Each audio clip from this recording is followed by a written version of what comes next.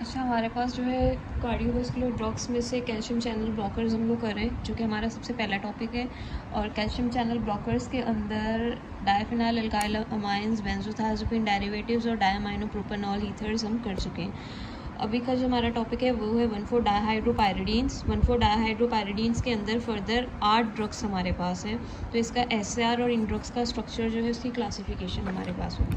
सबसे पहले जो है 1,4-डायहाइड्रोपायरिडीन्स जो हमारे होते हैं, इनको कैल्शियम चैनल मॉड्यूलेटर भी कहा जाता है।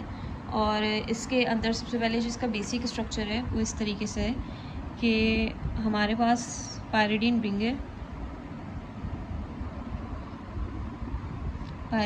है इस तरीके से।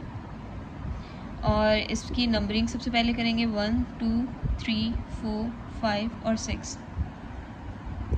अब जो हमारे पास पोजीशन नंबर 2 और पोजीशन नंबर 6 है, यहाँ पे हमारे पास होगा मिथाइल, जो कि स्मॉल अल्काइल ग्रुप है। पोजीशन 3 और पोजीशन 5 पे हमारे पास मिथाइल ईस्टर, कोई सा भी ईस्टर हो सकता है, वो मिथाइल भी हो सकता है, इथाइल भी हो सकता है। तो C double bond O CH3, C double bond O CH3 जो कि ईस्टर है। यहाँ पे हमारे पास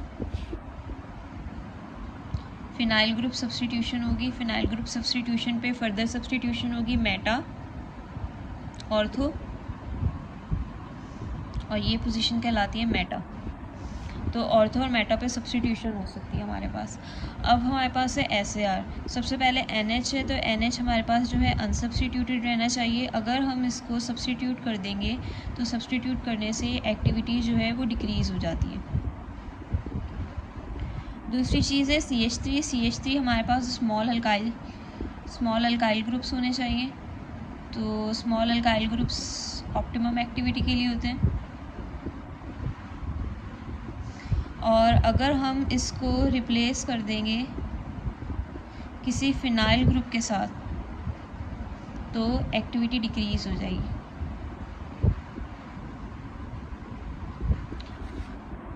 इसमें हमारे पास एक एक्सेप्शनल केस है एम्लोडिपिन का। एम्लोडिपिन में वाहिद क्या होता है कि हमारे पास लार्ज अल्काइल ग्रुप होते हैं। लार्ज अल्काइल ग्रुप की वजह से क्या होता है कि जो हमारी ड्रग है वो ज़्यादा पोटेंट होती है एज़ कम्पेयर टू बाकी ड्रग्स के। जितनी भी ये 8 ड्रग्स है, इन सब के अंदर इन दोनों साइड्स पे CH3 लगा होगा सिवाय एम्लोडिपिन के। एम्लोडिपिन में यहाँ पे एक लार्जर ग्रुप होगा, इसकी वजह से एम्लोडिपिन सबसे ज़्यादा पोटेंट ड्रग है हमारे पास। अब आते हैं ईस्टर्स पे। तो ईस्टर्स में हमारे पास जो है जितनी ज़्यादा कार्बन चेन होगी उतनी ज़्यादा लिपोफिलिसिटी होगी। जितनी ज़्यादा लिपोफिलिसिटी होगी बॉडी के अंदर उतनी ही ज़्यादा डिस्ट्रीब्यूशन होगी और हमारी ड्रग उतनी ज़्यादा पोटेंट होगी। ईस्टर जो हमारे पास होता है, अगर इसको रिप्लेस कर देंगे किसी इलेक्ट्रॉन विड्रॉइंग ग्रुप के साथ, जैसे कि NO2, हमारे पास जितनी भी ये कैल्शियम चैनल या 1,4-डायहाइड्रोपायरिडीन ड्रग्स हैं, ये हमारे पास कैल्शियम चैनल ब्लॉकर्स हैं और एंटी हाइपरटेंसिव ड्रग्स हैं। कैल्शियम चैनल्स को ब्लॉक करती है हमारी बॉडी के अंदर। तो अगर ईस्टर को इलेक्ट्रॉन विड्रॉइंग ग्रुप के साथ एक्सचेंज कर देंगे तो ये हमारे पास कैल्शियम चैनल एक्टिवेटर बन जाएंगे। कैल्शियम चैनल एक्टिवेटर का मतलब क्या है? ये कैल्शियम चैनल्स को ज़्यादा से ज़्यादा हमारी बॉडी में ओपन करवाएंगी, ज़्यादा कैल्शियम सर्कुलेट होगा, ब्लड वेसल्स ज़्यादा से ज़्यादा कंस्ट्रिक्ट होगी। कैल्शियम चैनल्स का हमारी बॉडी में काम क्या होता है?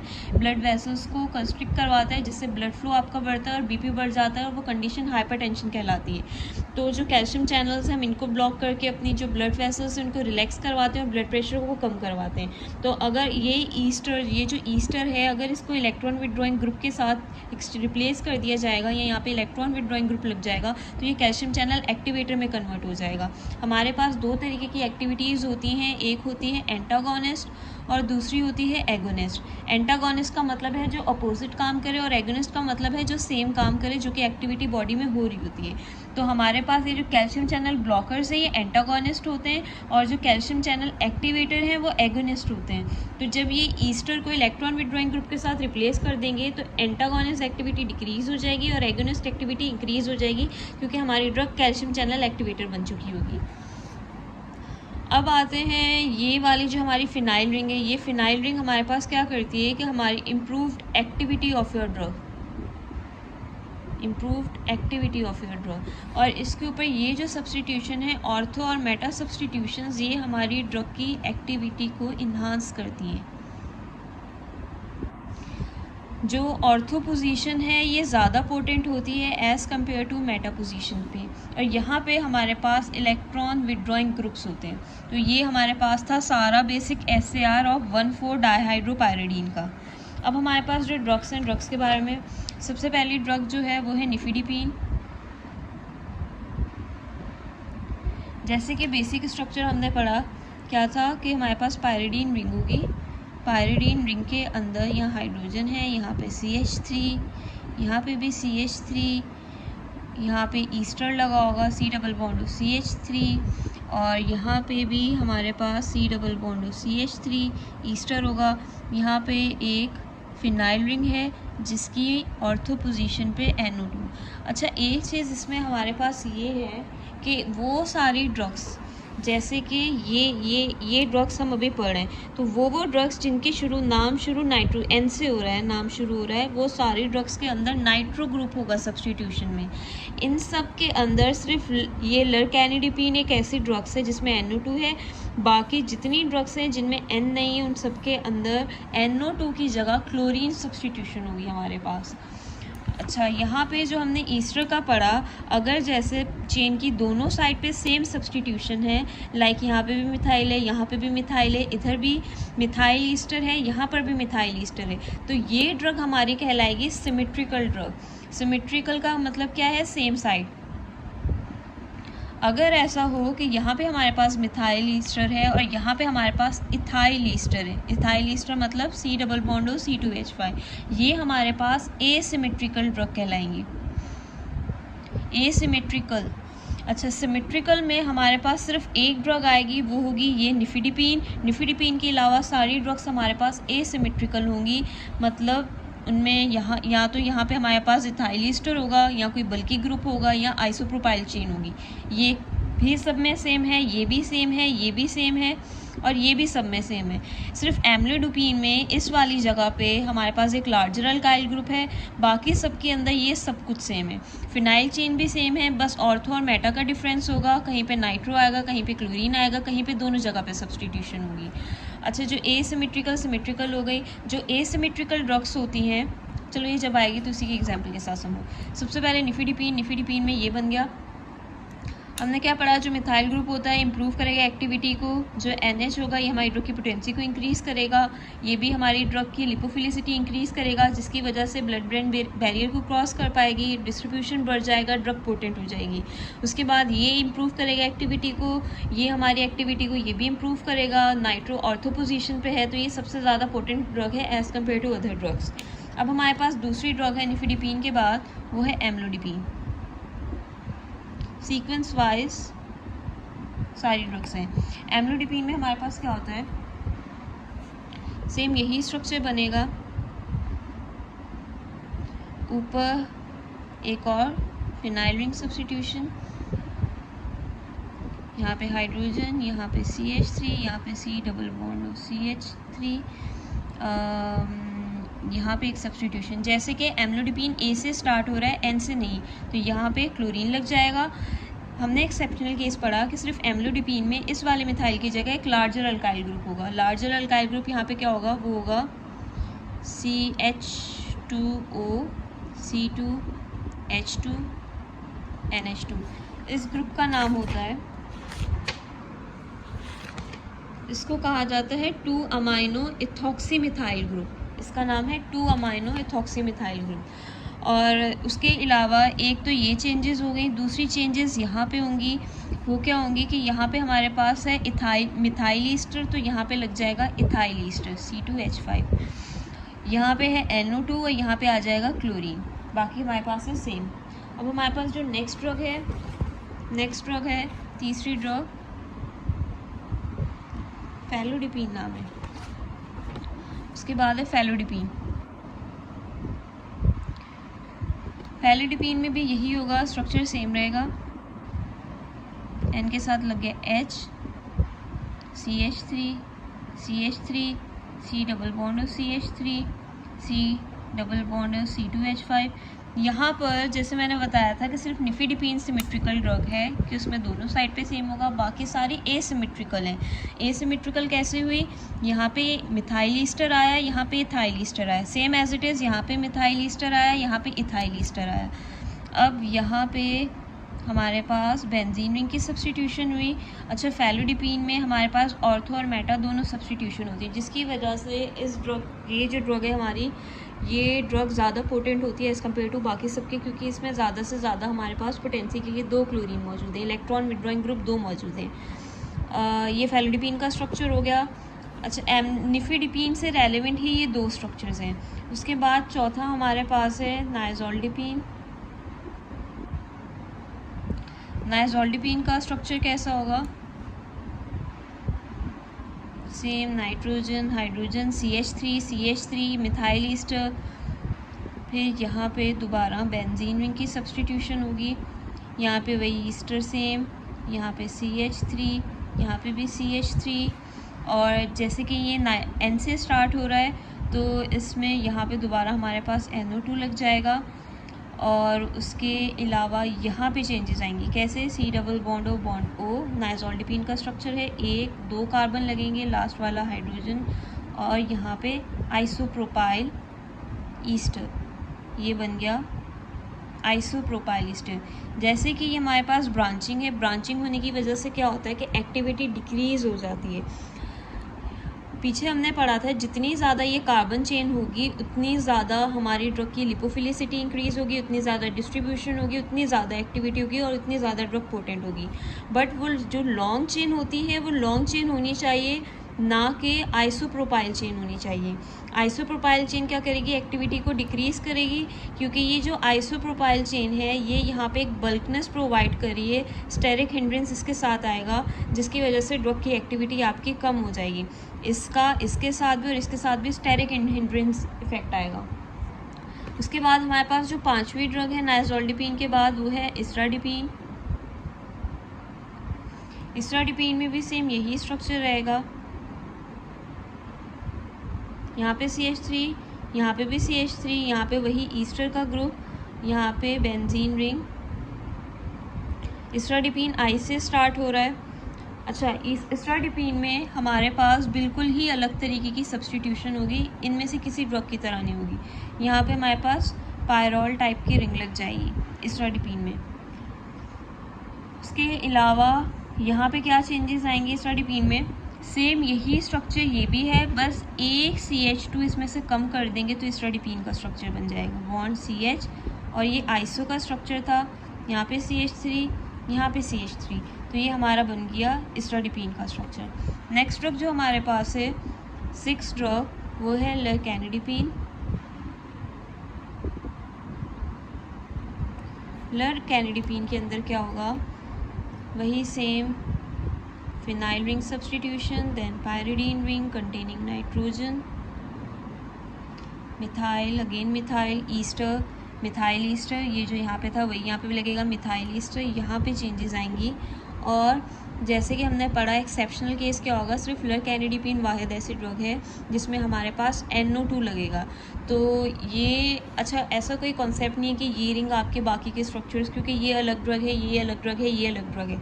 याद रखने का ये तरीका है कि सब में हमारे पास इस वाली पोजीशन पे, जो कि ऑर्थो पोजीशन है, ऑर्थो पोजीशन पे सब्स्टिट्यूशंस हैं। जब लाइन से ये ड्रग्स याद करेंगे इनके स्ट्रक्चर्स, तो जो इस्ट्राडिपीन वाला स्ट्रक्चर है ये रिंग टाइप का है, तो ये थोड़ा सा अल्टरनेट कर देगा हमारी सब्स्टिट्यूशन को, और इस स्ट्रक्चर के बाद से जितने भी स्ट्रक्चर्स हैं उनकी सब्स्टिट्यूशन मेटा पोजीशंस पे होंगी। अच्छा, यहाँ पे लग गया NO2। अब लरकेनिडिपीन का जो स्ट्रक्चर है वो कुछ इस तरीके से है, C double bond bond, 1 carbon, 2 carbon, then nitrogen, फिर से 1 कार्बन, फिर 2 कार्बन। जो तीसरा कार्बन है यहाँ पे हमारे पास 2 बेंजीन रिंग्स लगी होंगी इस तरीके से। यहाँ पे एक सब्स्टिट्यूशन होगी, 2 सब्स्टिट्यूशंस यहाँ पे होंगी। इसको इस तरीके से याद रख सकते हैं कि लरकेनिडिपीन के स्ट्रक्चर में 1-2 कार्बन, मतलब वो C डबल बॉन्ड O के बाद 2 कार्बन, फिर उसके बाद एक नाइट्रोजन, फिर 2 कार्बन और लास्ट में स्ट्रक्चर जहाँ ख़त्म होगा वो। नाइट्रोजन के हिसाब से अगर देखा जाए, जहाँ से रिंग स्टार्ट हो रही है वहाँ पे 2 सब्सटीट्यूशन होंगी, यहाँ पे तो CH3 की 2 होंगी, जहाँ पे रिंग ख़त्म हो रही है वहाँ पे 2 सब्सटीट्यूशंस होंगी और यहाँ पे हमारे पास बेंजीन रिंग की होंगी। तो इस तरीके से लर्कैनिडिपीन का स्ट्रक्चर याद रख सकते हैं। अच्छा, लर्कैनिडिपीन की ईस्टर में हमारे पास बेंजीन रिंग्स हैं, तो ये बल्कनेस प्रोवाइड कर रहे हैं जिसकी वजह से लिपोफिलिसिटी इंक्रीज़ होगी, डिस्ट्रीब्यूशन इंक्रीज़ होगी, ड्रग ज़्यादा पोटेंट होगी वगैरह वगैरह। तो लर्कैनिडिपीन जो हमारे पास है हाईली पोटेंट ड्रग है among all of the drugs of the 1,4-DHP because of this bulkness. Lercanidipine के बाद ये कौन सी थी, ड्रग नंबर 6, 2 ड्रग्स रह गई हमारे पास। लर्कैनिडिपीन के बाद जो नेक्स्ट ड्रग है वो है नाइकार्डिपीन।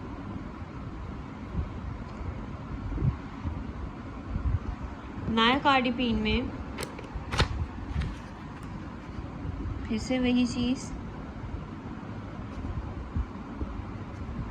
नाइट्रोजन के साथ हाइड्रोजन, यहाँ पे CH3, यहाँ पे CH3, यहाँ पे हमारे पास मिथाइल ईस्टर, यहाँ पे कुछ सब।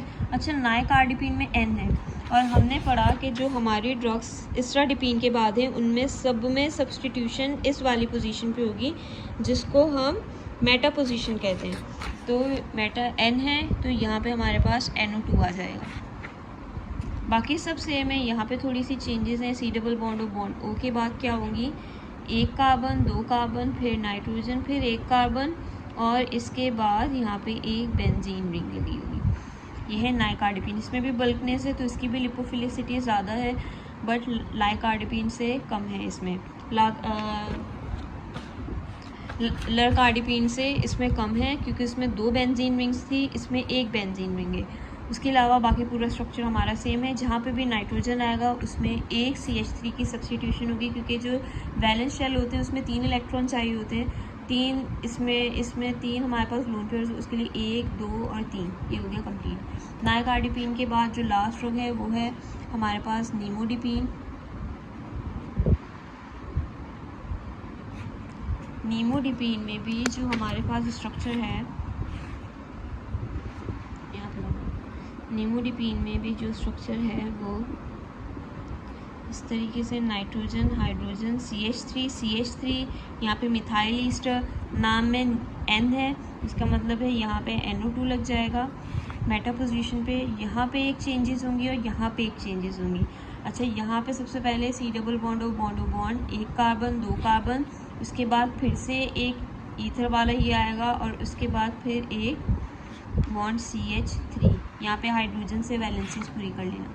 अच्छा, अब जो ये पोजीशन यहाँ पे C डबल बॉन्ड और बॉन्ड को हमने पीछे जो इस्ट्राडिपीन का स्ट्रक्चर बनाया था नाइजोल्डिपीन से बनाया कि 1 कार्बन कम कर दिया तो ये स्ट्रक्चर बन गया। सेम यही स्ट्रक्चर हमारी इस ड्रग निमोडिपीन के यहाँ पे होता है। C डबल बॉन्ड और बॉन्ड CH और यहाँ पे हमारे पास CH3 लग जाएगी। आइसोप्रोपाइल चेन की वजह से एक्टिविटी कम होगी हमारे पास निमोडिपीन में। और इथाइल ईस्टर लगा हुआ है हमारे पास 1, 2, 3, 4, 5, 6 इथाइल ईस्टर लगा हुआ है पोजीशन नंबर 3, पोजीशन नंबर 5 पे, जो कि ऑप्टिमम एक्टिविटी देगा। NOT की वही एक्सप्लेनेशन के ये भी एक्टिविटी को इम्प्रूव करेगा। मिथाइल ग्रुप हमारे पास है पोजीशन 2, पोजीशन नंबर 6 पे, ये भी ऑप्टिमम एक्टिविटी प्रोवाइड करेगा। अच्छा, हमने पीछे सिमेट्रिकल और एसिमेट्रिकल पढ़ा था। जो एसिमेट्रिकल होंगे जैसे कि ये भी एसिमेट्रिकल है। एसिमेट्रिकल का मतलब ये होता है कि जो भी हमारे पास कार्बन है वो 4 ग्रुप्स के साथ अटैच होगा और वो अलग अलग तरीके के ग्रुप्स होंगे। जैसे यहाँ पे अगर फॉर सपोज ये जो कार्बन है इस स्ट्रक्चर को अगर मैं ओपन करूँ, यहाँ पे जो कार्बन बना हुआ है वो ऊपर जाके रिंग वाले कार्बन के साथ अटैच है। यहाँ वाला ये जो लाइन आ रही है यहाँ पे जो कार्बन है वो यहाँ पे हमारे इस वाले ग्रुप के साथ अटैच है जो कि मिथाइल ईस्टर है। यहाँ वाला जो कार्बन है ये वाला इस वाले ग्रुप के साथ अटैच है जो कि इथाइल ईस्टर है, ये मिथाइल ईस्टर है। और यहाँ पे जहाँ कुछ नहीं होता वहाँ हाइड्रोजन होता है रिंग में, ये एक हाइड्रोजन के साथ है और ये फिनाइल रिंग, तो ये 4 अलग अलग के साथ अटैच है, तो ये हमारा कहलाएगा कायरल कार्बन। सही। तो जितने भी एसिमेट्रिकल होंगे उसमें हमारे पास जो C4 होगा, C4 कायरल कार्बन होगा, ये C4 है, 1, 2, 3, 4, ये वाला कार्बन जो है ये C4 कहलाता है, तो ये हमारे पास जो है कायरल कार्बन कहलाएगा।